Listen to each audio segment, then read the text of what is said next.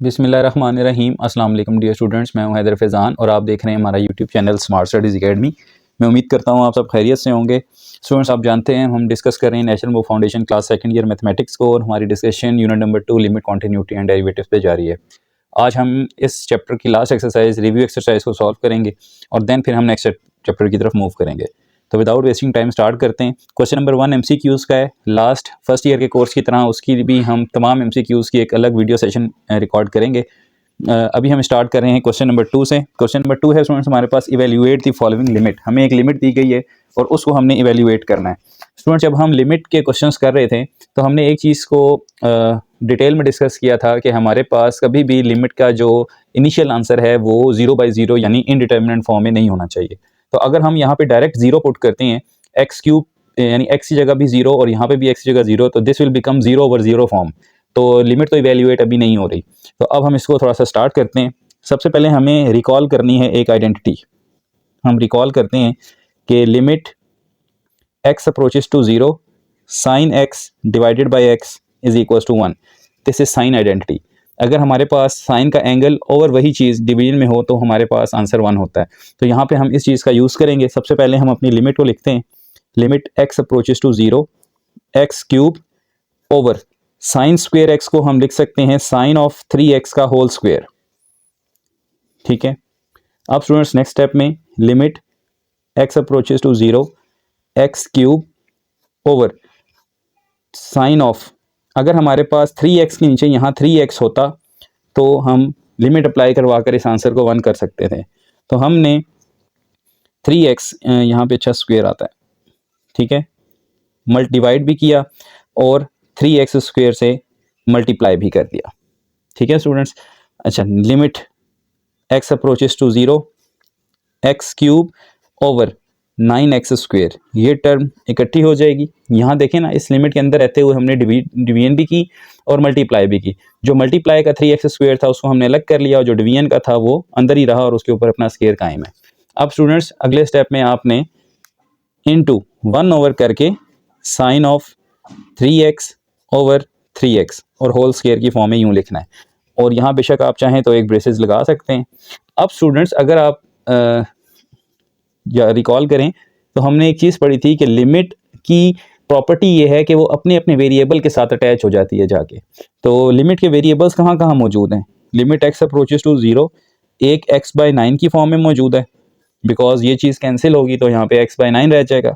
और एक 1 over limit x approaches to 0 sine of 3x over 3x whole square की form में variable मौजूद था, ये वहाँ पर जाकर अटैच हो गई।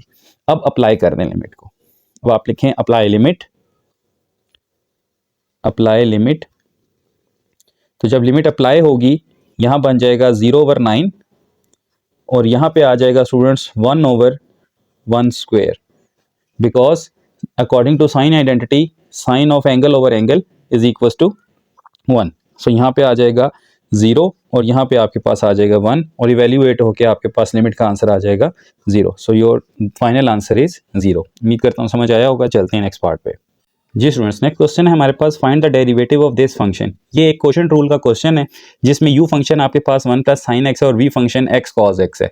मैं आपकी आसानी के लिए एक दफ़ा यहाँ पर इस डिनोमिनेटर का डेरिवेटिव निकाल रहा हूँ, यानी d/dx of x cos x, और इसका फ़ायदा आपको क्वेश्चन के दरमियान में होगा। इसका अगर हम डेरिवेटिव लें तो क्या बनता है, ये u फंक्शन है और ये v है। u as it is d/dx of cos x plus cos इसी तरह d/dx ऑफ x। सो हमारे पास derivative of x cos x आ जाएगा -x sin x plus cos x। इसको आप स्टेरिक कह लें, 1 कह लें, कुछ भी कह के इसको सेव कर लें। अब क्वेश्चन को स्टार्ट करें। क्वेश्चन था हमारे पास y is equal to 1 + sin x over x cos x। Here we applying the quotient rule. So d/dx of y is equal to, यहाँ पे हम एक 9 लगा लेते हैं। तो स्टूडेंट्स डेरिवेटिव अप्लाई करते हैं क्वोशिएंट रूल। क्वोशिएंट रूल की खासियत क्या है, denominator square, denominator as it is, derivative of numerator, now बीच में minus, numerator as it is, derivative of denominator. Next step में ये बन जाएगा x cos ऑफ x का होल स्क्वायर, डेरिवेटिव अप्लाई करते हैं, this will be x cos x, और यहाँ पर इसका डेरिवेटिव हो जाएगा cos x, बिकॉज 1 का डेरिवेटिव 0 और sin x का derivative cos x, minus 1 plus sign x। अब स्टूडेंट्स आपको यहाँ पे डेरिवेटिव लेने की ज़रूरत नहीं है, ये डेरिवेटिव आप पहले ही यहाँ पे लिख चुके हैं, इसको आपने जस्ट पुट कर देना है। तो d by d x of x cos x is minus x sin x। इस तरह से क्वेश्चन में कभी गन भी नहीं होगा और आपकी कैंसिलेशन से भी आप बच जाएंगे, ठीक है। और यहाँ रीज़न दे देंगे यूजिंग स्टेरिक। अब स्टूडेंट्स अगले स्टेप में आपने इसको सिंप्लीफाई करना है, ये बन जाएगा आपके पास x cos ऑफ x का होल स्क्वायर, मल्टीप्लिकेशन करें, ये बन जाएगा x cos स्क्वायर x, जब ये दोनों मल्टीप्लाई होंगे ये माइनस इसी तरह रहेगा स्टूडेंट्स, यहाँ हम ब्रैकेट लगाते हैं। अब 1 से अगर ये सारी चीज़ हम मल्टीप्लाई करवाएं तो as it is minus x sine x आ जाएगा और प्लस cos x आ जाएगा। अब साइन x की बारी है, साइन x से ये मल्टीप्लाई होगा तो minus x sine square x हो जाएगा और plus sign x cos x आ जाएगा, ठीक है स्टूडेंट्स। अगले स्टेप में आपने इस नेगेटिव से सारे साइंस को चेंज कर देना है जी स्टूडेंट्स। तो ये था हमारे पास d y over d x is equals to, यहाँ पे आएगा x cos ऑफ x का होल स्क्वायर, यहाँ पे नेगेटिव से साइन चेंज होंगे, ये बन जाएगा x cos square x minus और minus plus x sine x minus cos x plus x sine square x and minus sine x cos x। अगले स्टेप में स्टूडेंट्स यहाँ क्या होगा, यहाँ आ जाएगा आपके पास d y over d x is equals to x cos of x का होल स्क्वायर। यहाँ पर देखें स्टूडेंट्स इन दोनों वैल्यूज़ में से जिन पे स्क्वायर है मैं x कॉमन ले रहा हूँ, यहाँ आ जाएगा cos square x plus sine square x, फिर है प्लस x साइन x, फिर है माइनस cos x और फिर है minus sine x cos x। अगले स्टेप में हम यहाँ पर d y by d x और यहाँ पे आ जाएगा x cos ऑफ x का होल स्क्वायर और यहाँ पे स्टूडेंट्स x आ जाएगा because cos square x plus sine square x is 1, तो यहाँ x रह जाएगा खाली, यहाँ पे x साइन x रह जाएगा, यहाँ पे cos x है माइनस का साइन x cos x है। अगले स्टेप में स्टूडेंट्स हमने क्या करना है, अगले स्टेप में हमने कॉमन लेने हैं, d y by d x is equals to, यहाँ आएगा x cos x whole square. Students इसमें से आप x कॉमन ले लें तो क्या आ जाएगा 1 प्लस साइन x और यहाँ से आप माइनस का cos x कॉमन ले लें तो यहाँ आ जाएगा 1 प्लस साइन x। तो ये तो फैक्टराइजेशन हो गई। यहाँ से आप देख रहे हैं कि कॉमन आ रहा है, हम यहाँ पे एक लाइन लगा लेते हैं ताकि हम फाइनल आंसर लिख सकें। तो स्टूडेंट्स इन दोनों में से आपके पास 1 प्लस साइन x कॉमन आ रहा है और आपके पास रह जाएगा x माइनस cos x और यहाँ हो जाएगा x cos x का whole square. So this is your final answer of the question, ठीक है स्टूडेंट्स। उम्मीद है आपको समझ आई होगी। चलते हैं नेक्स्ट पार्ट पे जी स्टूडेंट्स। नेक्स्ट क्वेश्चन नंबर 4 है, अगर हमें first derivative of f at 0 पे आंसर ये दिया गया हो और g डैश ऑफ 0 पे 6 दिया हो तो हमारे पास सेकंड डेरिवेटिव क्या होगा इस फंक्शन का at x is equal to 0। तो हमने बेसिकली सेकंड डेरिवेटिव फाइंड करना है। यहाँ पे y जो है वो नहीं आता, ये y गलती से डल गया है। ओके हमने सेकंड डेरिवेटिव फाइंड करना है इस फंक्शन का। तो सबसे पहले हम फंक्शन लिख लेते हैं। हम यहाँ लिखते हैं y इज इक्वल्स टू, जो फंक्शन हमें दिया गया है that is x f of x plus x g of x, ठीक है। इसका हम पहले फर्स्ट डेरिवेटिव निकालते हैं यानी dy बाई डी एक्स करते हैं। तो यहाँ हो जाएगा d by d x of x f of x plus d by d x of x g of x। Derivative की लीनियर प्रॉपर्टी ये कहती है कि डेरिवेटिव ने हर फंक्शन के साथ अटैच हो जाना है। तो यहाँ पे first derivative dy by d x आ जाएगा। प्रोडक्ट रूल लगाएं। प्रोडक्ट रूल क्या कहता है, फर्स्ट इसी तरह सेकंड का डेरिवेटिव। अब सेकंड हमें नहीं पता क्या फंक्शन है तो हम फंक्शन के डेरिवेटिव को f डैश x लिख रहे हैं प्लस सेकंड फंक्शन इसी तरह फर्स्ट का डेरिवेटिव। अब फर्स्ट का डेरिवेटिव 1 है क्योंकि x था, x का डेरिवेटिव 1 है, मैंने नहीं लिखा।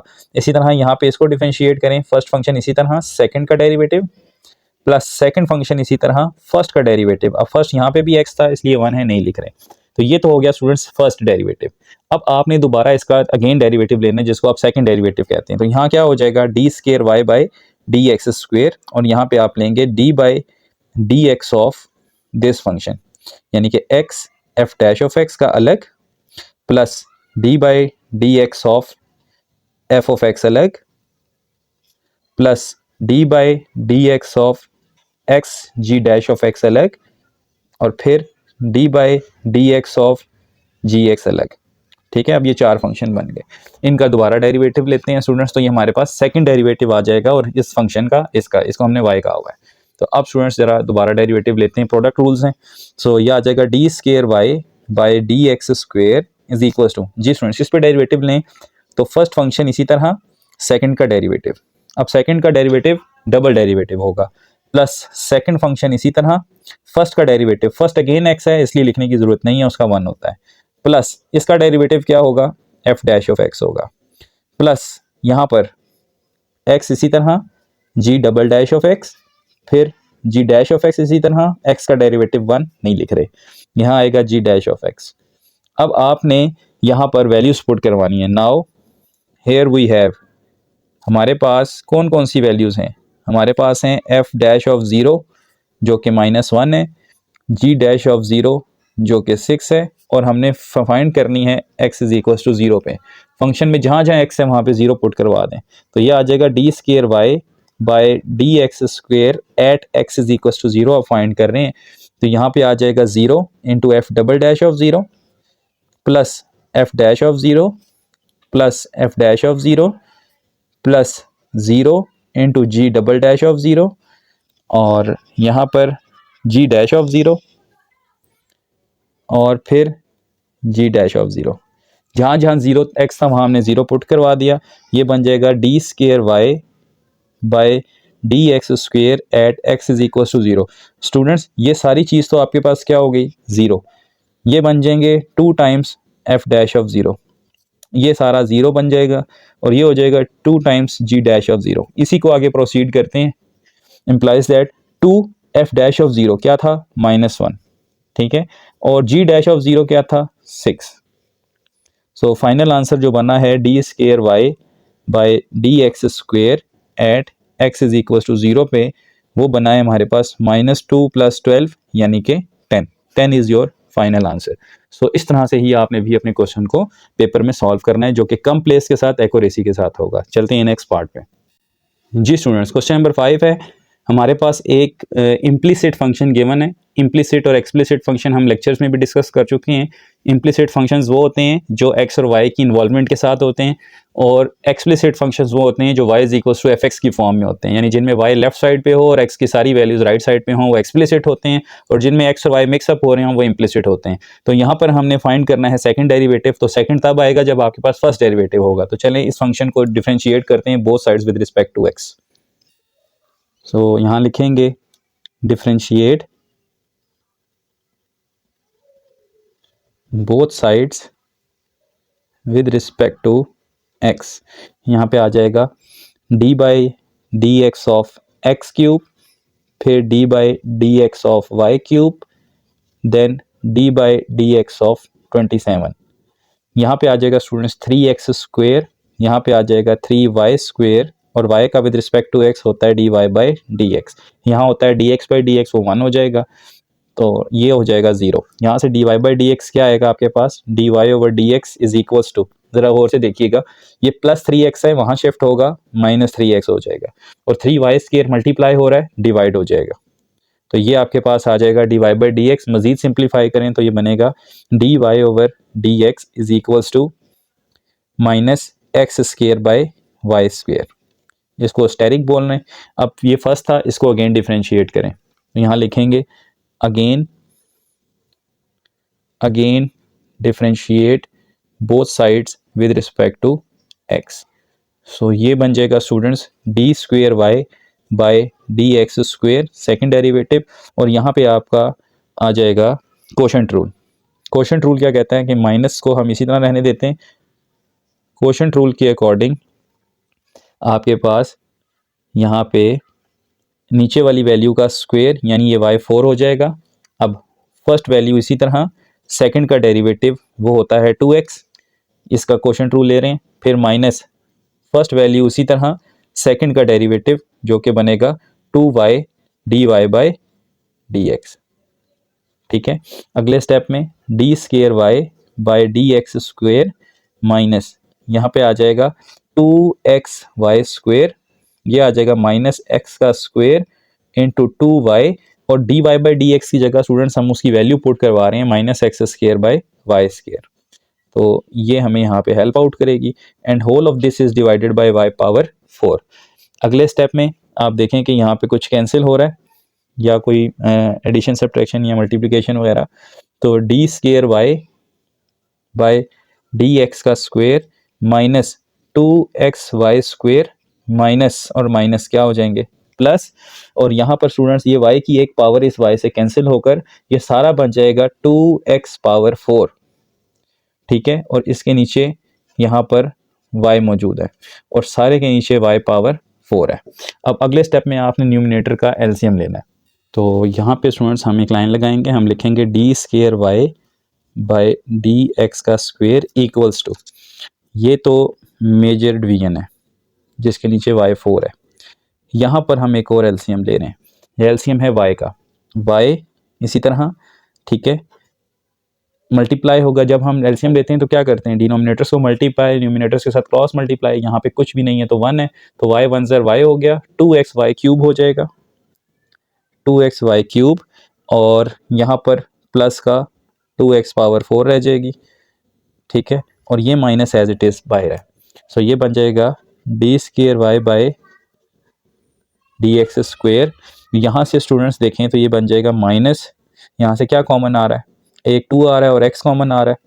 ठीक है, 2x कॉमन ले लें, क्या रह जाएगा y³ प्लस x का क्यूब, और ये y जो है और ये y⁴ मल्टीप्लाई हो जाएंगे, बन जाएंगे y5। अगले स्टेप में आपने क्या करना है, माइनस का 2x, और ये क्या है, ये आपके पास फंक्शन है, क्वेश्चन था x³ + y³ = 27। तो यहाँ पे आपने लिख देना है और रेफरेंस दे देना है फ्रॉम क्वेश्चन। ठीक है, ये फ्रॉम स्टेटमेंट या फ्रॉम क्वेश्चन की टैग दे दें।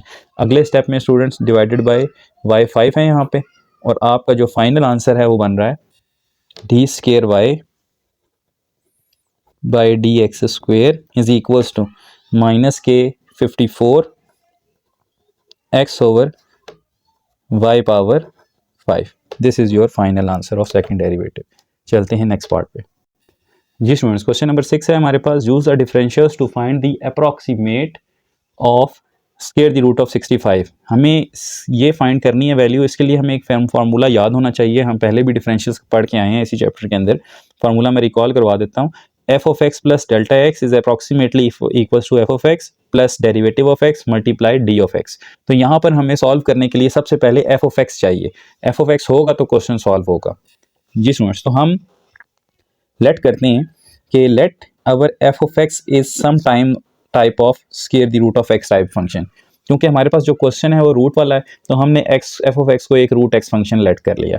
अब यहाँ पर x की हमने डिसीजन करना है कि x की वैल्यू क्या है। x को हम लेट कर लेते हैं 64, 65 से पीछे राउंड ऑफ करें तो एक 64 एक ऐसा डिजिट है जो कंप्लीट रूट बनता है, और अगर x 64 है तो फिर 65 कैसे बनेगा, उसके लिए चेंज जो हमने लेट की है dx वो है हमारे पास 1। ठीक है, तो अच्छा अब स्टूडेंट्स हमें क्वेश्चन में क्या चाहिए, हमें क्वेश्चन में चाहिए f'(x). जो हमने f(x) लेट किया है इसका हम f' निकालते हैं तो वो होगा 1/2 square the root of x। बारहा आपको स्टार्ट ऑफ द लेक्चर्स में समझाया जा चुका है कि रूट x कैसे सॉल्व किया जाता है, पावर रूल से। इसकी पावर होती है 1/2, पावर पहले पावर में से एक माइनस, और उस माइनस को आपने पॉजिटिव बनाकर रूट को इस तरह से लिखना है। अगर मैं आपको यहाँ पे एक दफ़ा फिर करके दिखा दूँ तो आपके लिए फ़ायदेमंद होगा। अगर आप देखें तो x की पावर 1/2 का डेरिवेटिव हमने लिया कैसे है, 1/2 पहले, 1/2 में से एक माइनस, 1/2 इसी तरह यहाँ आ जाएगा पावर -1/2। इस माइनस को पॉजिटिव बनाने के लिए आप नीचे लाएंगे और नीचे ला के दोबारा से रूट की फॉर्म में लिख देंगे। So this is a derivative of x power 1/2। तो ये डेरिवेटिव आ गया स्टूडेंट्स। अब हमारे पास सारी चीज़ें मौजूद हैं, बस हमने इस फार्मूला में पुट करनी है। तो चलें सबसे पहले हम देखते हैं कि हमारा f(x) + Δx बनेगा क्या। ठीक है, f(x) + Δx is actually square the root of x + Δx। इस x के अंदर हमने डेल्टा x ऐड कर दिया, तो ये बन जाएगा x क्या था हमारे पास 64 और डेल्टा x या dx दोनों इक्वल होते हैं, वो 1 था, तो ये बन गया स्क्वायर द रूट ऑफ 65। यानी इस फार्मूला की जो लेफ्ट साइड है वो है आपके पास square the root of 65 approximately. f of x क्या है? f ऑफ x है आपके पास square the root of x plus f dash of x क्या है? 1/2 square the root of x, ठीक है। और dx क्या है? 1 है। वैल्यूज पुट करवाएं x की जगह, जो आपने लेट किया हुआ था, x आपने लेट किया था 64, तो यहाँ आ जाएगा 64, यहाँ भी आएगा 1/2 स्क्वायर द रूट ऑफ 64 और यहाँ पे 1। इसको सॉल्व करें, आपका फाइनल आंसर आ जाएगा। Square the root of 65 is approximately 8 plus 1/16 because 8 2 ज़र 16, और ये बनता है आपके पास, अगर हम इसको कैलकुलेटर से सॉल्व कर लें तो ये बनेगा आपके पास 8 plus 1/16, this will become 8.0625, 8.0625, this is your final answer। उम्मीद है समझ आया होगा, इससे आसान तरीके से नहीं समझाया जा सकता स्टूडेंट्स। चलते हैं क्वेश्चन नंबर 7 पे। जी स्टूडेंट्स, क्वेश्चन नंबर 7 हमारे पास एक स्टेटमेंट है, an oil storage tank in the form of circular cylinder has a height of 5 meter, the radius is measured to be 8 meter with the possible error of 0.25 meter. Use differential to approximate the maximum error in the volume and find the approximate relative error and approximate percentage error। 3 चीज़ें हमने find करनी है। चलें start करते हैं question को। जी students, हमें एक सर्कुलर सिलेंडर दिया गया है। हम सबसे पहले एक सर्कुलर सिलेंडर बनाते हैं कि होता क्या है आपके पास, किस टाइप का होता है।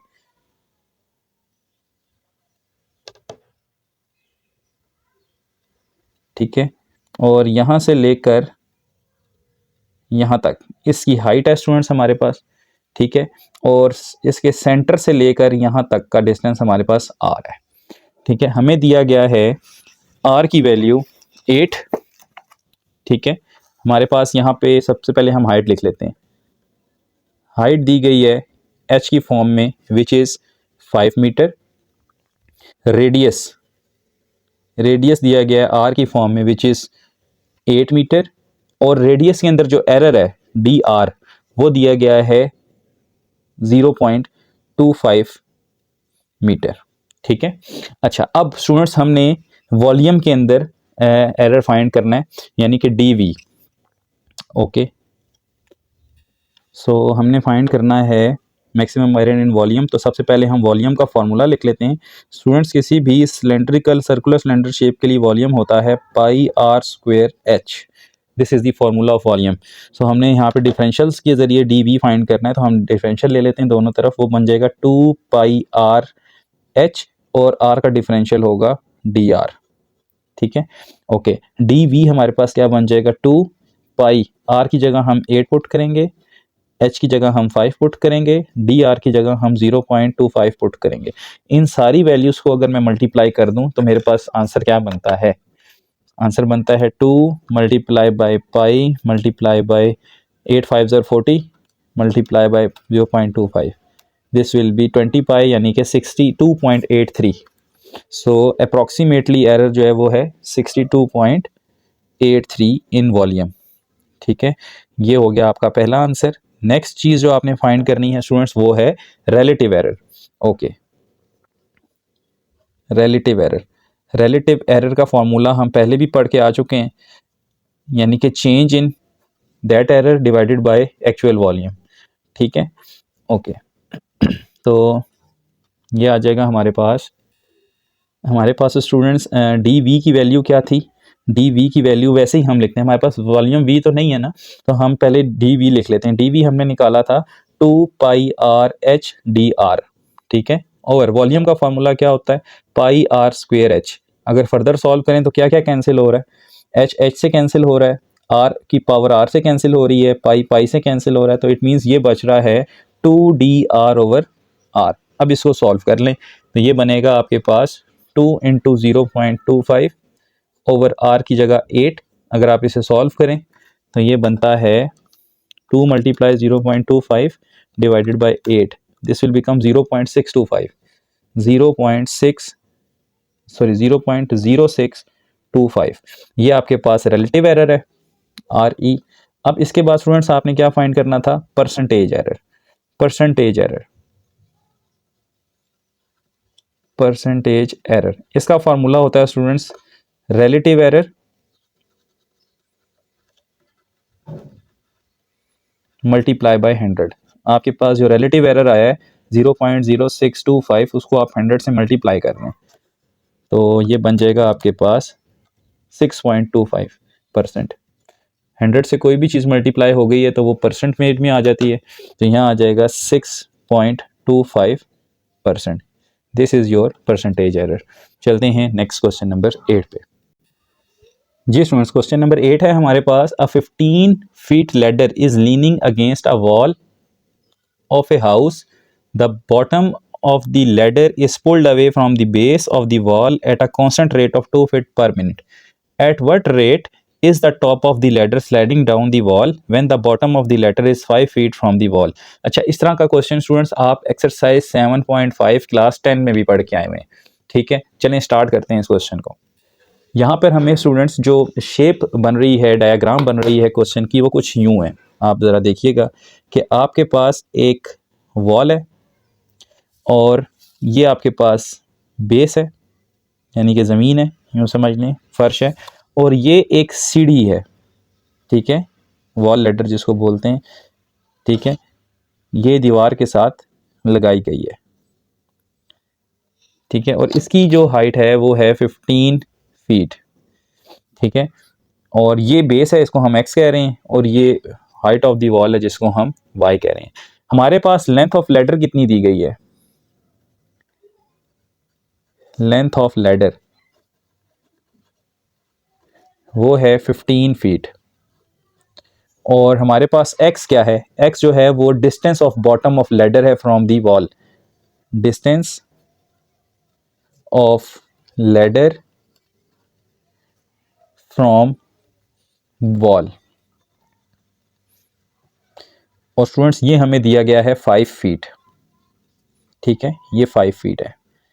ओके, y क्या है हमारे पास? y है height of top of ladder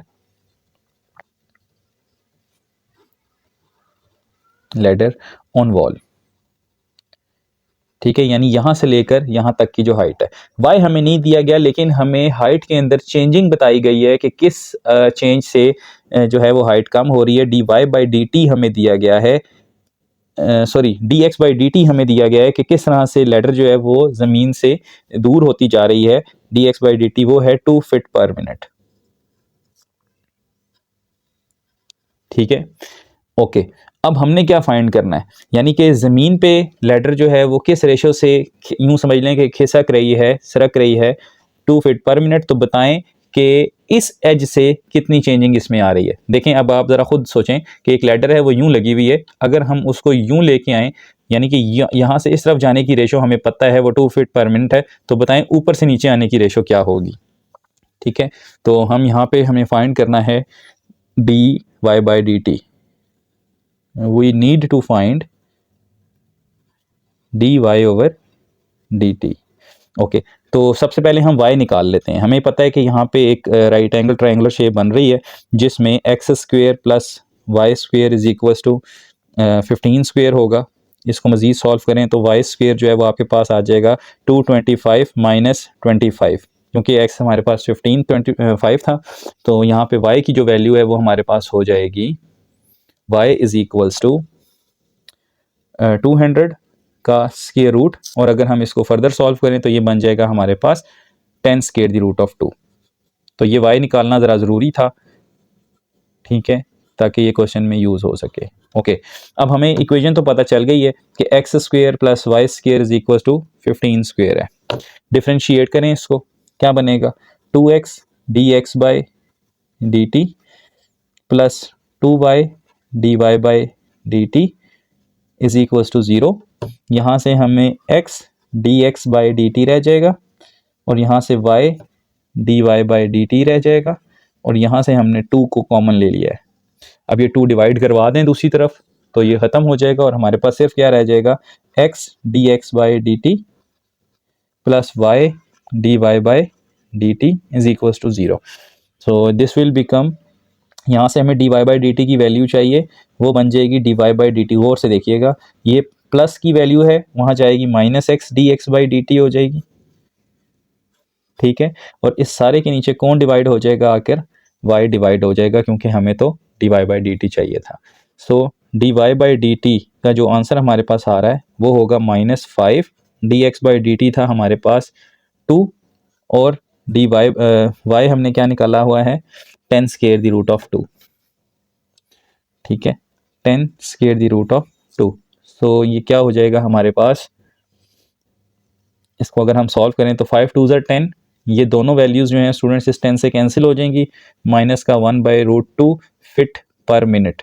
अब देखें नेगेटिव क्यों हुआ, ज़रा गौर से देखिएगा, ठीक है। हमारी जो सीढ़ी है वो इस तरफ से रख रही है, ठीक है, तो वॉल जो है ऊपर से वो नीचे की तरफ आ रही है और डाउनवर्ड डायरेक्शन नेगेटिव होती है, दैट्स वाई हमारे पास जो वाई के अंदर चेंज है वो नेगेटिव आया है। तो अब चलते हैं हम इसके क्वेश्चन नंबर 9 पे। जी स्टूडेंट्स, क्वेश्चन नंबर 9 में हमने एब्सोल्यूट एक्सट्रीमास फाइंड करने हैं। एब्सोल्यूट एक्सट्रीमास के लिए हमारे पास फर्स्ट डेरिवेटिव यानी क्रिटिकल पॉइंट्स होने चाहिए, तो हम क्रिटिकल पॉइंट्स फाइंड करते हैं। अब इसका कॉन्सेप्ट ये है कि हमें एब्सोल्यूट एक्सट्रीमास दो जगह मिल सकते हैं, ठीक है। मिनिमास मिल सकते हैं हमें क्रिटिकल पॉइंट्स पे भी, जहाँ पे स्लोप 0 होती है, और इंटरवल के एजेस के ऊपर भी।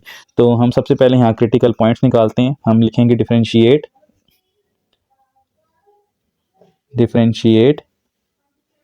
डिफरेंशिएट करते हैं इसको, ये बनेगा f डैश ऑफ x, यहाँ पे आ जाएगा 3x square minus 6x minus 24। First derivative लिया अकॉर्डिंग टू पावर रूल, इसको 0 के इक्वल रखा, f dash of x is equal to 0, so 3x का square minus 6x minus 24 equal to 0।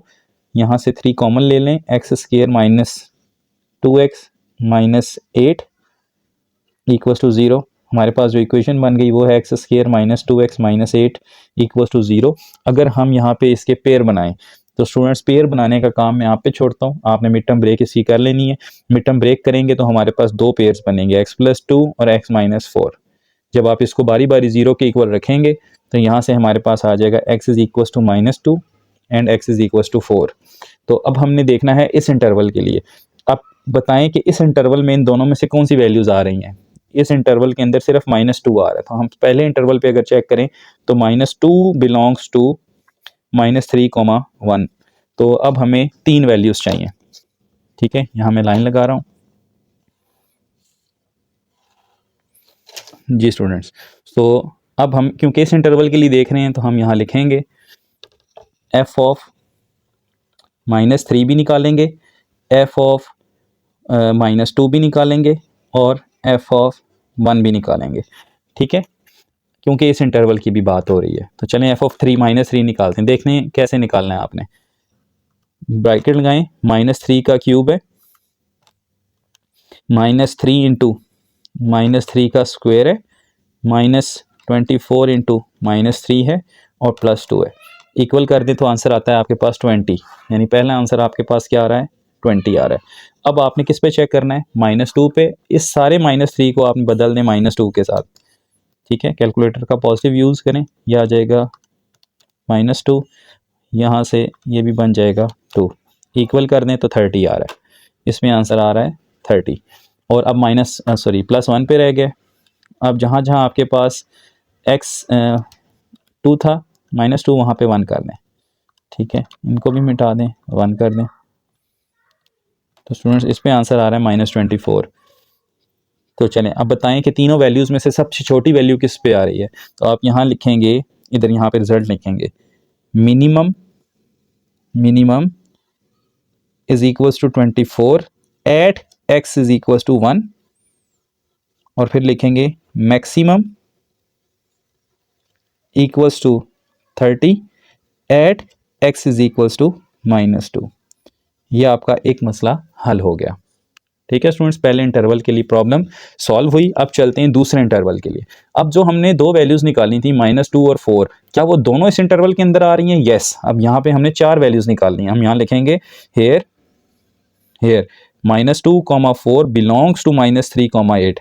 तो अब हमें क्या क्या फाइंड करना होगा तरतीब से। हमें f ऑफ -3 फाइंड करना होगा, f ऑफ -2 फाइंड करना होगा, एफ ऑफ 4 फाइंड करना होगा और एफ ऑफ 8 फाइंड करना होगा।